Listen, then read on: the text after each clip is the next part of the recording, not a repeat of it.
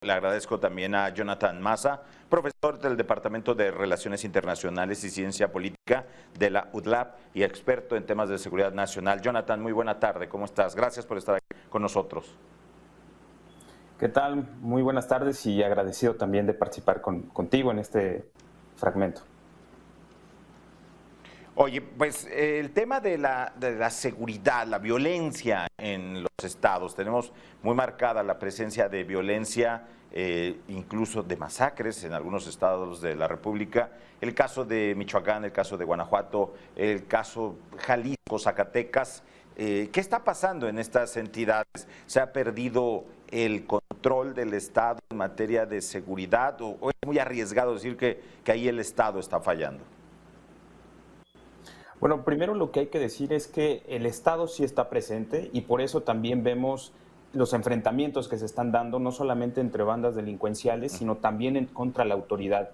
La respuesta a los bloqueos, estos bloqueos que han hecho en algunas autopistas, carreteras y el incremento de violencia muchas veces también obedece a estas nuevas prácticas o quizás no tan nuevas prácticas que las organizaciones criminales comienzan a realizar para desafiar a la autoridad. Por otro lado, creo que estas entidades que acabas de mencionar, Zacatecas, Guanajuato, Michoacán, entre otras, que hemos visto cómo se han incrementado la presencia de incidentes no solamente delictivos del fuero común, sino también ya de alta incidencia y violencia, como son los homicidios dolosos, producto de las bandas delincuenciales o, por ejemplo, estos famosos narcobloqueos, pues bueno, responden también a una realidad que estamos viviendo y que no podemos negar en México, que es el desafío que tienen las organizaciones criminales de la delincuencia organizada en contra no solamente de sus adversarios, que son otras organizaciones, sino también ya desafiando a las propias autoridades del Estado mexicano, y con esto me refiero a las autoridades de los diferentes niveles de gobierno, municipales, estatales y federales. Y otra cuestión también muy importante a mencionar, la grave irresponsabilidad de las autoridades locales. Sabemos, ya es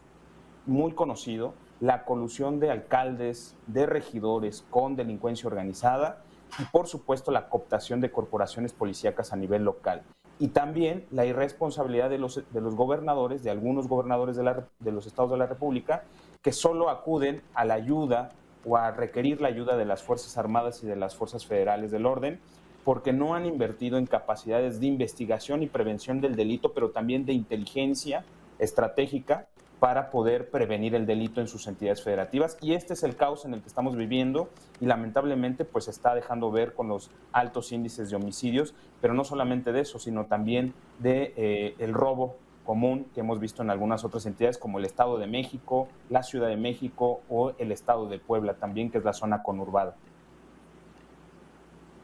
Ahora, esta discusión, justo en este momento, se da en materia legislativa, la presencia de las Fuerzas Armadas hasta el 2028 en las calles, el desgaste lo están llevando una institución tan importante para México como son las Fuerzas Armadas. Imagínate, en el desgaste político están las Fuerzas Armadas. ¿Qué implica todo esto, la presencia o no en las calles de las Fuerzas Armadas en materia de seguridad?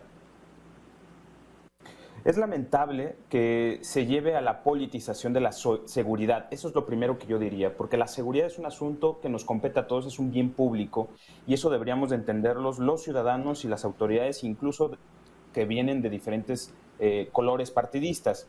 Eso por un lado, y por otro, producto de esta polarización política que hoy vivimos en el país, pues está poniendo en el centro de la mediatización y sobre todo de la crítica la participación de las Fuerzas Armadas en labores de seguridad pública, que basta recordar, ¿no?, a cualquier ciudadano que las Fuerzas Armadas han estado presentes para ayudar a gobernadores sin distinción de color partidista, es decir, a gobernadores panistas, a gobernadores priistas, a perredistas o a de Movimiento Ciudadano, o también a los propios gobernadores de Morena. Y por otro lado, que también han participado en los diferentes gobiernos federales de diferente color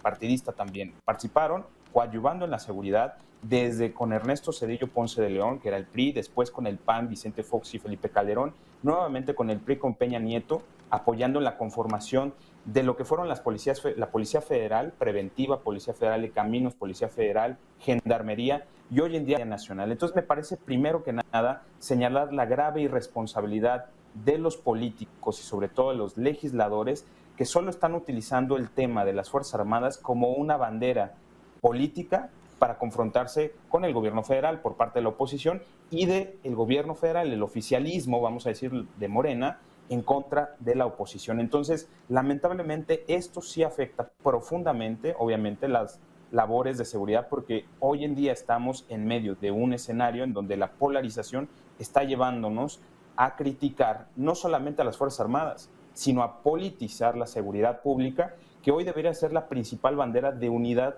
para todos los colores partidistas y los ciudadanos, para entonces construir juntos las posibles soluciones al grave problema que enfrentamos en México de inseguridad y sobre todo de delincuencia organizada. A mí me gustaría resaltar solamente que el verdadero peligro y amenaza para México es la delincuencia organizada, que es de carácter transnacional, que tiene sus vínculos con otros lugares en el mundo y que se alimenta fuertemente de estos ingresos financieros que pues finalmente van a engrosar las filas de la delincuencia organizada y de su armamento. Los enemigos no son las fuerzas de seguridad, no son los policías, que tenemos policías que están fallando en lo local, hay que corregir eso, fortalecerlas. Tampoco los enemigos del país y de los mexicanos son las Fuerzas Armadas, hay que seguir colaborando y coadyuvando desde ese sentido de subsidiariedad por parte del Estado mexicano hacia los gobiernos locales y centrarnos precisamente en cuáles son esos riesgos y amenazas que estamos enfrentando los ciudadanos y las autoridades hoy en día.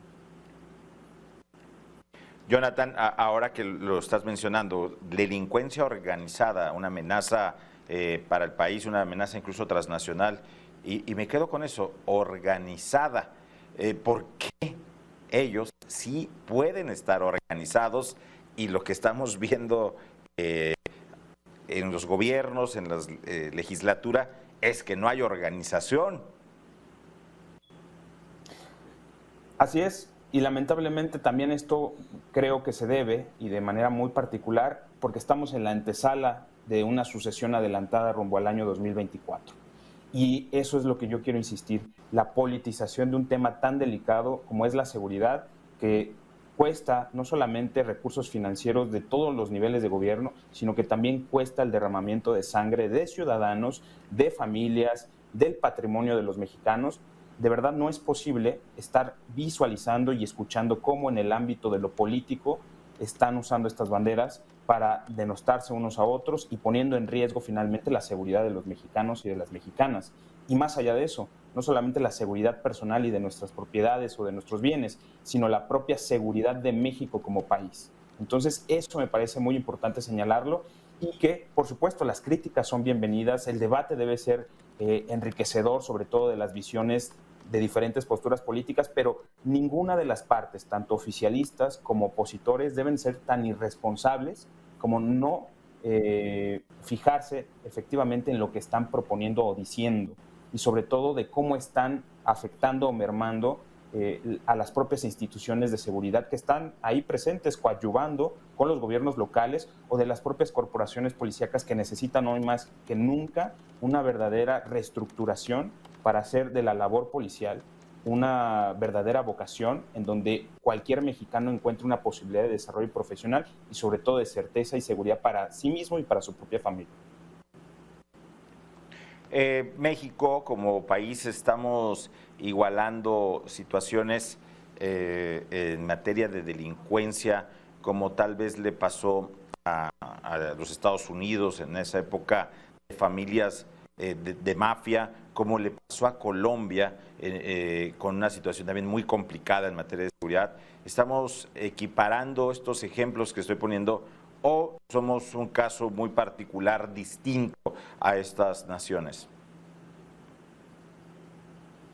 Sí, es correcto. Mira, el crimen o la criminalidad ha evolucionado también conforme han evolucionado no solamente las sociedades o los países, sino también la propia globalización. Esto hay que entenderlo muy bien, sobre todo porque cuando nos referimos que en México tenemos presencia de cárteles de la droga, como tradicionalmente se les conocía, hoy sabemos que no son solamente simples narcotraficantes que van en una camioneta con armas y venden drogas, no. La delincuencia organizada en México responde a una lógica global, a mercados globales, en donde más allá de ser organizaciones comunes, son más bien ya redes o circuitos globales de criminalidad en donde se ven involucrados diferentes actores, desde el sicario en la calle de una colonia hasta el lugarteniente de una región o de una plaza, hasta por supuesto los intercambios comerciales que van de fronteras o trasladan también incluso continentes. Y tampoco hay que descartar, porque esto es un hecho, la colusión de autoridades estatales